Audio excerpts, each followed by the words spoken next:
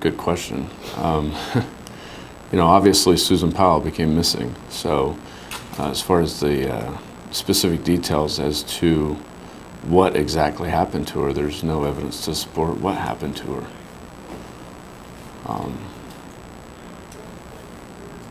Do you have a theory you want to offer? I certainly believe that Josh Powell is responsible for her disappearance. But beyond that, I think this organization has hope that one day she'll be located.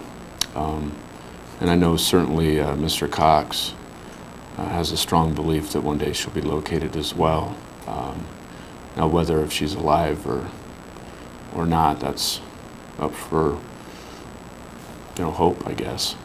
But there's nothing to support that Josh murdered her, other than the circumstantial evidence.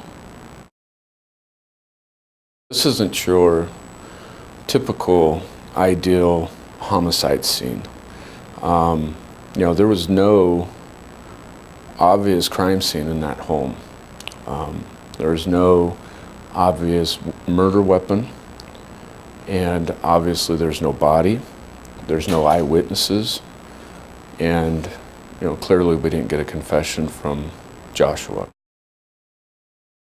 Part of it was probably pre-planned, with her giving him an ultimatum that she was going to leave in the spring if he didn't change his behavior and his attitude. But as far as his actions that night and into December 7th, I think there was some actions that weren't pre-planned and were premature. I think his interaction with the police was something that was pre-planned. He previously had mentioned to friends and family his thoughts on the Mark hacking case, and some other cases as well.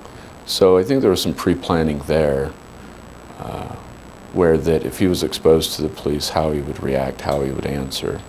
And then as far as the disposal of Susan's body, now how that was going to go into play, I think, was somewhat premature, just because who does that in the middle of the winter? And then goes camping. So that just tells me that something took place that evening that he had to act on.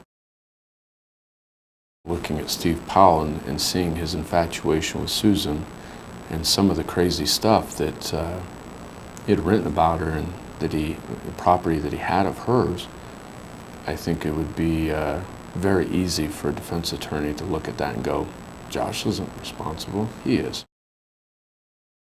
Did I want to put Josh in jail that first week, that first 2 weeks? Absolutely.